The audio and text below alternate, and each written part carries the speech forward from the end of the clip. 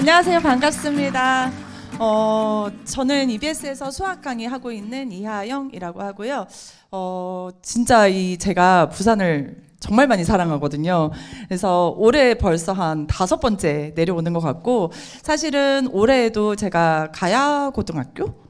부산에 있는 가서 입시 전략 설명회 했었고, 그리고 다른 지역에서도 제가 부산에서 입시 설명을 하는데, 내려오라고 할 때마다 제가 굉장히 행복해하면서 내려오는 곳입니다. 그래서 저희 아이들이 사실은 매번 따라오려고 그래요. 부산이 너무 좋대요. 그래가지고 지난달에도 제가 내려왔었는데, 오늘도 따라온다는 것을 제가 너무 힘들다. 엄마 혼자 가겠다. 이러면서 제가 행복하게 혼자 내려왔습니다. 어쨌든 간에 만나서 정말 반갑고요. 다른 이렇게 입시 설명회를 가면 학교로 가는 경우는 학생들이 많지만, 어쨌든 이렇게 다른 지역으로 가면은 학생들보다 부모님이 훨씬 더 많은 경우들이 많아요. 그런데 이렇게 학생들 많이 온 거 보니까 정말 잘 될 것 같고, 또 공부 열심히 하면 반드시 잘 될 수 있으니까 여러분 좋은 중요한 시간에 이렇게 오셨으니 제가 수학 공부 어떻게 하는지 잘 알려드릴 거고, 그리고 여러분 앞으로 더 잘 될 겁니다.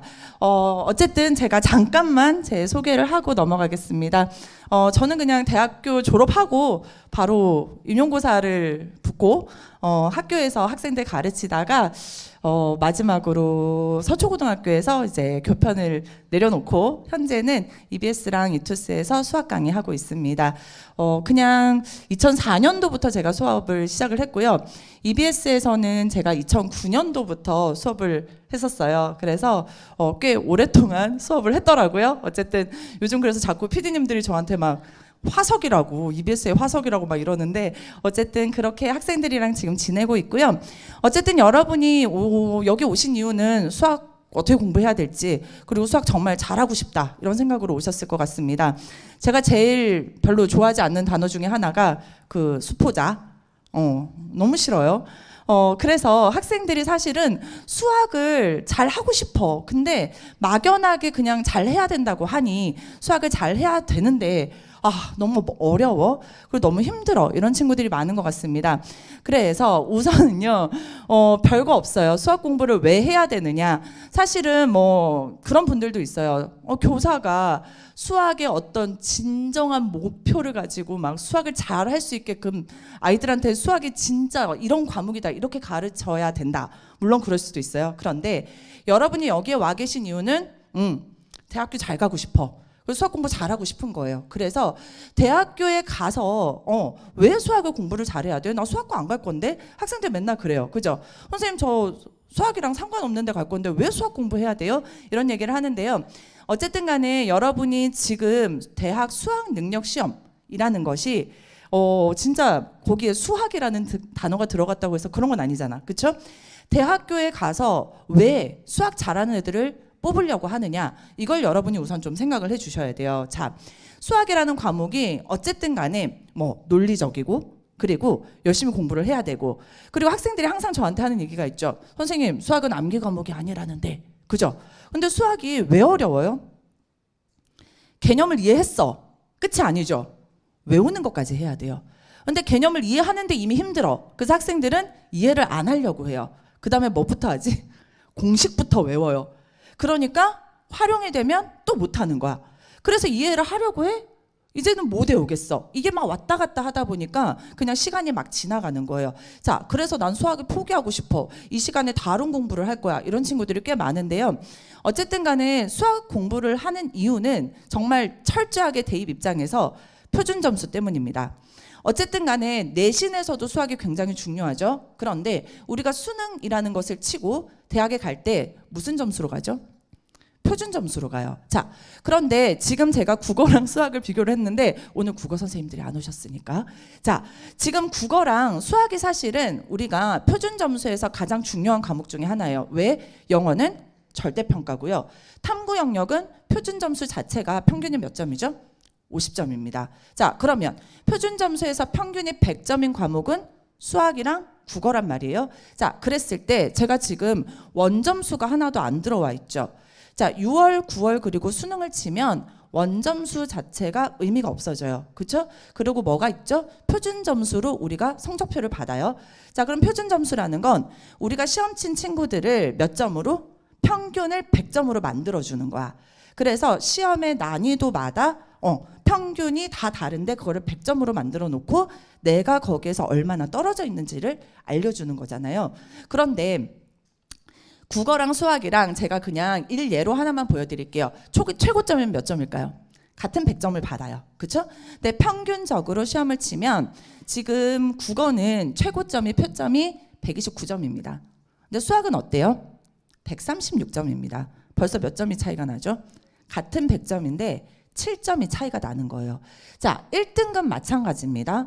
1등급 컷이 사실은 국어 같은 경우는 표준 점수가 126점인 거예요. 근데 수학 같은 경우는 어떻습니까? 130점입니다. 그래서 같은 점수 또는 수학의 1등급 컷도 더 낮은 경우가 훨씬 많죠. 하지만 표점이 훨씬 더 높다는 거예요. 우리가 사실은 수능을 가지고 나중에 당락을 좌우할 때 1, 2점 가지고 떨어지거든요. 근데 표점이 이만큼이나 차이가 나는 거예요. 그래서 어쩔 수 없어요. 수학 공부는 하는 게 맞습니다. 그래서 여러분이 조금이라도 더 유리하다? 수학을 공부하는 게 맞아요. 뭐 국어를 하지 말라는 게 아니라 제발 수학을 포기하지 않으셨으면 좋겠어요. 그리고 지금 시작이기 때문에 하나하나 차근차근 해 나가면 충분히 잘 해내실 수 있고요. 자, 그러면 이제 공부는 해야 되겠죠. 공부는 해야 돼. 이제 어떻게 해야 될까라는 생각이 들 겁니다. 자, 우선은요, 우리가 제가 항상 얘기하지만 제발 이원화 시키지 말아라 라는 얘기를 참 많이 해요. 선생님, 저는요 수시파예요. 저는요 정시파예요. 말도 안 돼. 무조건 수능까지 끝까지 간다라고 생각하고 모든 것을 다 준비를 해야 돼요. 자, 그런데 다만 우리가 공부를 하는 방법은 조금 차이가 있어야 됩니다. 왜요?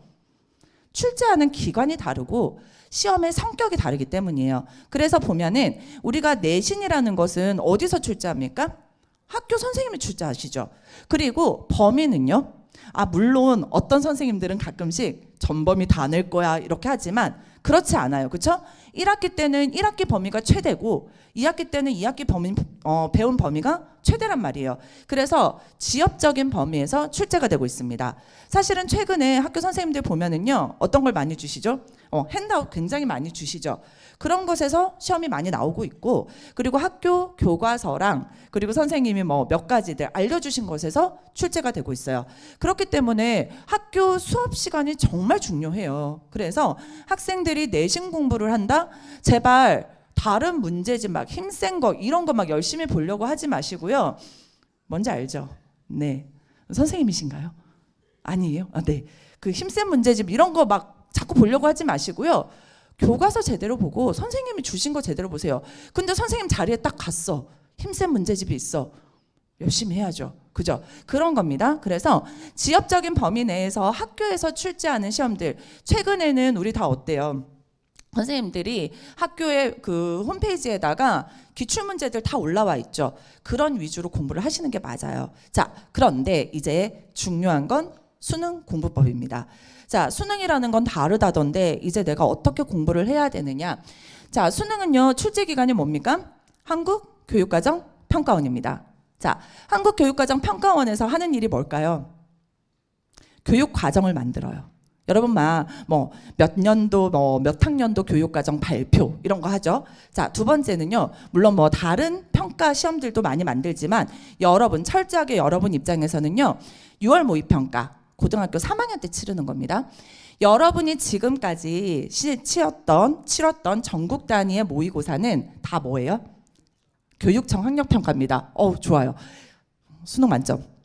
자, 어쨌든 간에 지금까지 여러분이 쳐왔던 것들은 다 이름이 뭐라고 붙어 있냐면 학력평가라고 붙어 있어요. 자, 그런데 한국교육과정평가원에서는요, 3학년 학생들을 대상으로 또는 재수하는 학생들을 대상으로 6월이랑 9월이랑 그리고 대수능 시험을 주관을 합니다.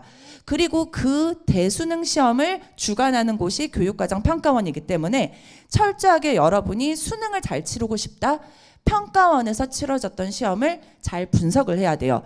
그 다음에 두 번째는요, 교육과정평가원에서 제가 아까 뭐 한다 그랬어요? 교육 과정을 만든다 그랬죠. 그래서 교육과정 평가원에서 출제하는 시험은 철저하게 교육 과정에 맞추어 출제를 합니다. 물론 학교 내신들도요, 다 철저하게 교육 과정에 맞춰서 출제를 해야 돼요. 교육청에서 충분히 여러분의 시험들 다 검토합니다. 여러분 치고 나면 교육 과정에서 벗어났는지 선행 문제가 나오는지 다 확인을 하기는 해요. 하지만 교육과정 평가원은요, 더 철저하게 확인을 합니다. 그래서 교육과정에서 중요하게 여기는 것들을 출제를 하는 거죠. 그래서 그것을 우리가 파악하기 위해서 기출문제들을 공부를 해라라고 얘기를 하고요. 그렇게 했을 때 여러분이 나중에 보면은 이제 선생님 저는 고등학교 1학년 때까지 공부가 잘 안 돼 있어요. 또는 중학교 때 저 공부 안 했어요. 이런 친구들이 있어요. 그런데 정말 아쉽게도 중학교 때 배웠던 수학 그리고 고등학교 1학년 때 배웠던 수학은 다 수능 범위라고 보셔야 돼요. 자, 학생들이 저한테 막 반발을 해요. 아니 왜 시험 범위도 아닌데 선생님 그거 왜 낸다고. 제가 평가원도 아닌데 저한테 화를 내죠. 자, 그런데 제가 그런 얘기를 합니다. 그럼 구구단 안 내니? 구구단 언제 배웠죠? 초등학교 때 배워요. 그죠? 자, 그거랑 마찬가지예요. 여러분이 교육과정평가원에서는요, 국민공통기본교육과정이라는 것을 만들어놨어요. 그게 몇 학년 때까지예요? 고1 때까지입니다. 우리나라 국민이라면 이 정도는 알아야 돼. 이걸 국민공통기본교육과정이라고 하고요. 그렇기 때문에 그 부분들이 포함이 되어 있습니다.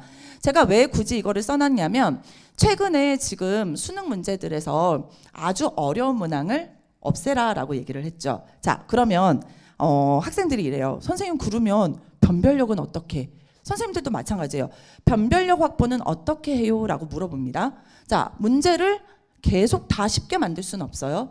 그러면 아주 어려운 문항은 없애야 되지만 몇 가지에서 여러분을 슬프지만 줄 세워야 된단 말이에요. 걔네들을 판별할 수 있는 문항에는 어떤 아이들이 들어있을까요? 중학수학이랑 고등학교 1학년 때 배웠던 수학이 포함이 되어 있기 때문이에요. 그래서 얘네들을 공부하는 방법에 대해서 제가 이따가 조금 더 설명을 해드릴 거예요. 그래서 여러분이 어쨌든 간에 잘 기억을 하셔야 돼요. 내신 공부는 학교 수업이 제일 중요해. 그 다음에 수능은 어때요? 교육과정 평가원이고, 제가 이 얘기를 해드리는 이유가 기출문제 때문입니다. 나중에 학생들이 기출문제 어떻게 공부해요? 선생님 몇 번 돌려요? 막 이러죠. 기출은 돌리는 게 아니거든요. 분석하는 거거든요. 그런데 우리가 기출 분석을 할 때 정말 저도 수능 세대거든요. 학생들이 막 웃어요. 선생님 수능 쳤어요? 저도 수능을 쳤는데, 그러니까 저는 98학년도 수능을 쳤었거든요. 90 몇 학년도부터 있었죠. 어쨌든 정말 많은 기출 문제들이 있죠. 그 기출 문제들을 다 볼 수 있을까? 못 보잖아요. 그래서 기출 문제를 우리가 분석을 하는 데 있어서 여러분이 학력평가도 있고 모의평가도 있는데, 그렇다면 우선시해야 되는 건 뭐예요? 모의평가와 수능 문제입니다. 두 번째는요, 여러분 교육과정이 바뀌었어요. 그래서 2022학년도 것부터 분석을 하는 게 효과적입니다. 그래서 여러분이 2022학년도 거부터 하나하나 제대로 분석을 하면, 최신 거부터 분석을 하면 충분히 여러분이 어떤 개념을 평가원에서 좋아하는지, 그리고 중학수학이랑 공통수학, 고등학교 1학년 때 배웠던 거는 어떻게 출제하는지를 그때부터 분석이 가능해요. 그래서 그거를 기억을 하시고요. 제가 미리 먼저 얘기를 합니다. 여름 방학에 우리가 지금 겨울 방학 거는 선생님이 이제 조금 있다가 하나하나 설명을 해드릴 거고요. 학생들한테 물어봐요. 방학 언제니? 막 고민을 해요. 방학 선생님 저희는요 1월 며칠부터예요. 방학이라는 거는요, 여러분 이제 고등학생이죠? 수업생입니다. 저를 막 째려보고 있는데, 방학이라는 건 기말고사 끝난 다음 날부터입니다. 그때부터 노는 거예요?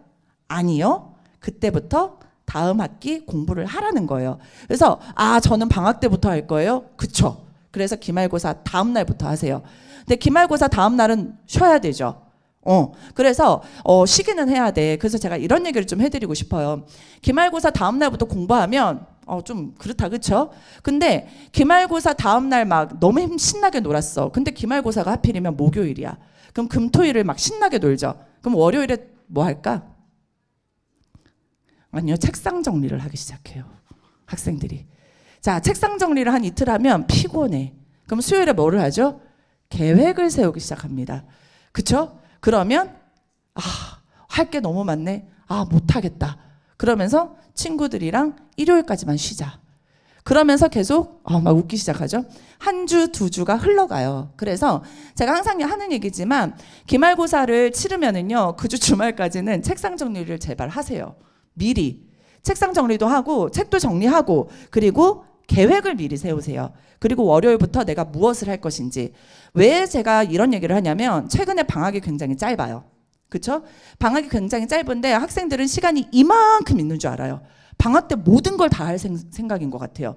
그래서 방학이라는 것을 여러분이 활용을 하려면 사실은 기말고사 끝나고 나면 학교에서 진도를 많이 나갑니까? 많이 안 나가요. 그죠? 그래서 그때부터 내가 무엇을 해야 될지를 결정하고 그때부터 공부를 하는 게 맞습니다.